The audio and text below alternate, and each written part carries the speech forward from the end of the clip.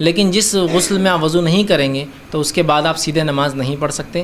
جس غسل سے پہلے وضو کر کے غسل کریں گے اس کے بعد آپ سیدھے نماز پڑھ سکتے. میں 4 اعضاء کا دھونا فرض ہے: چہرے کا اور ہاتھوں کا کوہنیوں تک، سر کا مسا اور پاؤں ٹخنوں تک. تو غسل کے دوران اگر یہ اعضاء دھل گئے پورے طور پر تو وضو آپ کا آٹومیٹیکلی ہو گیا. تو یہ ہے اصل. باقی سنت عمل یہ ہے، صحیح طریقہ یہ ہے کہ جب غسل کیا جائے تو آپ صلی اللہ علیہ وسلم نے جو غسل کا طریقہ سکھایا، پہلے وضو کریں پھر مکمل غسل کریں. یہ اچھا طریقہ ہے. لیکن اس پر عمل نہیں بھی کیا، ایسے ہی پانی بہا دیا تو بھی وضو آپ کا آٹومیٹیکلی خود بخود ہو جائے گا. دوبارہ وضو کی ضرورت نہیں ہے. غسل کے بعد وضو نہ کرو، نماز ہو. اگر پہلے تم نے وضو کیا ہے اور وضو کی نیت کی ہے پھر غسل کیا ہے پھر وضو کی ضرورت نہیں ہے.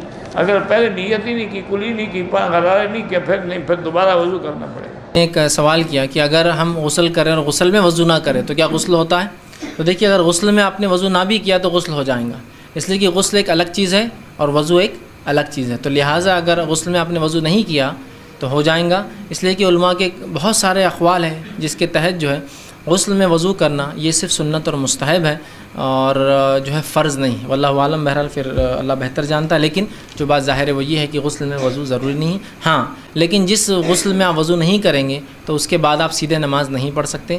جس غسل سے پہلے وضو کر کے غسل کریں گے اس کے بعد آپ سیدھے نماز پڑھ سکتے. کے بعد کیا نماز کے لیے وضو کرنا ضروری ہے؟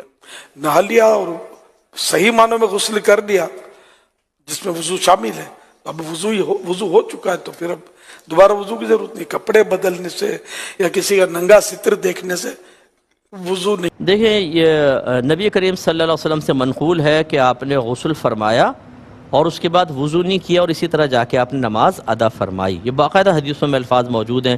اس کا مطلب ہے کہ جو آپ غسل کے دوران وضو کرتے ہیں یا اگر آپ نے وضو کے قصد و ارادے سے بھی نہیں، ویسے ہی پانی اعضائے وضو پر بہا لیا تو آپ باوضو ہیں، آپ کو بعد میں وضو کرنے کی حاجت نہیں، اس سے آپ نماز پڑھ سکتے ہیں. جو غسل کے بارے میں پوچھا، نہانے کے بعد وضو کرنا سوائے حماقت کے کوئی بات نہیں. آپ دیکھیں جب سر سے پاؤں تک اس نے سارا بدن دھو لیا، کیا رہ گیا؟ کیا پھر منہ دھوتا، ہاتھ دھوتا، پاؤں دھوتا؟ کوئی نہیں. اسی لیے ام المومنین عائشہ صدیقہ رضی اللہ عنہا فرماتی ہیں، کان النبی صلی اللہ علیہ وسلم لا یتوضا بعد الغسل، نہانے کے بعد آپ وضو نہیں کرتے.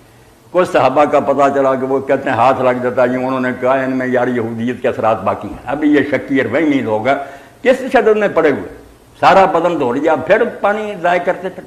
تو آپ کو کوئی پرواہ نہیں کرنی چاہیے. جب نہائیں پہلے ٹھیک ہے جہاں غلاظت لگی ہو صاف کر لیں، استنجا کریں، ہاتھ دھو کر منہ میں پانی ڈالیں، ناک میں، سر سے پاؤں تک آپ اپنے آپ کو دھو لیں، وضو ہو گیا. نمازیں پڑھیں، سب کو کوئی علیحدہ وضو کی ضرورت ہو.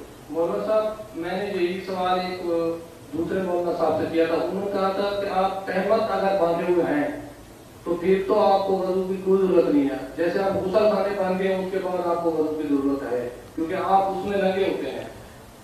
اب دیکھیں نا، ایسے لوگ جو دین کے بارے میں علم حاصل نہیں کرتے اور لوگوں کو فتوے دیتے ہیں، پھر بچے کنفیوژن کا شکار ہوتے ہیں نا کہ چادر ہوتے پھر ٹھیک ہے ورنہ غسل خانے میں نہیں دی.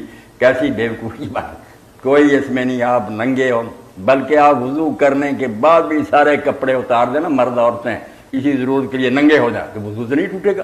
یہ وضو توڑنے والی کوئی چیز ہے اس میں؟ آپ علیحدہ میں کپڑے اتار کر پھر نئے پہن رہے ہیں، کیوں وضو ٹوٹے گا؟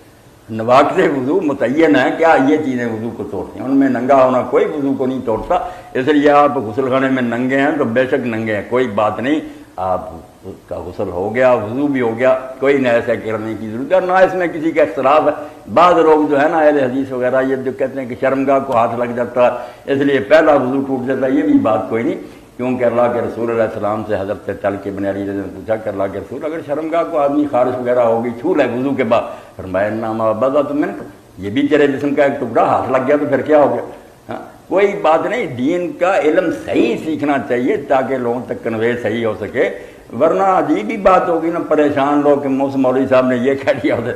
تو دین کے بارے میں مکمل علم حاصل کرنے کی کوشش کریں. آپ ان پر نہ خود بھی دیکھیں، اب تو اردو میں بہت کتابیں ہوں گی، انگریزی میں ہوگی، پڑھا کریں آپ. جی ہاں، رسول اللہ نے قلم دوات مانگا تھا، عمر فاروق نے فرمایا تھا ہمارے لیے اللہ کی کتاب کافی ہے، تو ٹھیک فرمایا.